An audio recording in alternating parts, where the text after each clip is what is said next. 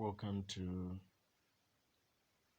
a session on alkenes as hydrocarbons. And so what you should know about alkenes is that they are unsaturated hydrocarbons. Now, what do we mean when we say unsaturated hydrocarbons? What we mean is between a carbon and another carbon, there's a double bond. There's a point where there's a double bond. And what you should bear in mind that it's the same double bond which is a functional group. So, hydrocarbons. One, what you should know about them is that between hydrogen to hydrogen, there's a double bond. Between carbon to carbon, there's a double bond. There's a double bond.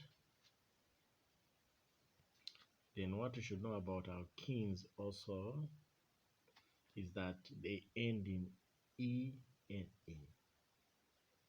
Now, what does that mean? For example, instead of saying ethene, instead of saying if, meaning two, right? So we'll add the E-N-E. So this one becomes ethene.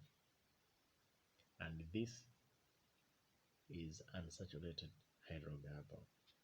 And the formula they have is CnH2n. That is a general formula they have. General formula. Okay. And we said they are unsaturated. Saturated hydrocarbons. So this is what you should know about alkenes. Now, examples of alkenes that we have is, for example, ethene. Now, when we say ethene, meaning you have two carbon atoms. So, 1, 2. Now, between them, there's a bond. And then hydrogen, hydrogen, hydrogen, hydrogen. So, this is a structure for ethene, but this is a formula for ethene. How is it gotten? When we go back to the general formula, which is this one, we put 2, meaning carbon number 2, then 2 times the N again, 2, so you get 2H4. This is the formula that we get, and this is the structure. Now let's try to pick a carbon with 3, an alkene with 3 carbon. We will still use the same formula. N, so where there's N, we'll put 3, then 2 times.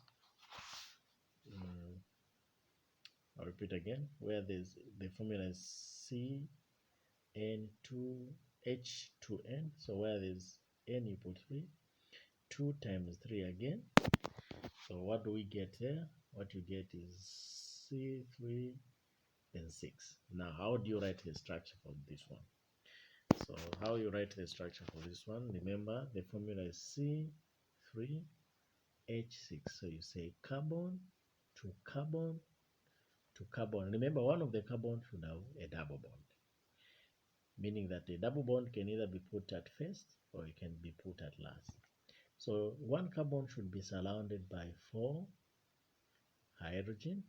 Now remember here there are how many bonds? 1, 2, 3. So it only requires 1 to the carbon to be filled up, and then this requires only 2. So when you count, you should have 6 hydrogen. 1, 2, 3, 4, 5, 6, and this is what we have, and then 3 carbon. So remember, it is only a particular point where you put a double bond. It's not in all the bond. For example, we have 3. We have 3, so it will just go 3, 1, 2, 3. Then for number 4, you put a double bond, for example. So this means that we have hydrogen, hydrogen, hydrogen, hydrogen. Okay, another hydrogen. Here you only need 1, 1, 2, 3, 4. Then here you only need the 2. Then remember that when you have 4 carbon, this one is called the propene. Then this one that has 3 carbon is said to be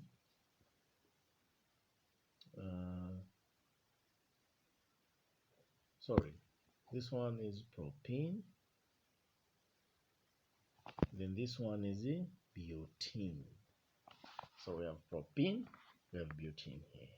One with 3 carbon, propene, one with 4 carbon, butene. So this is the introduction part to alkenes.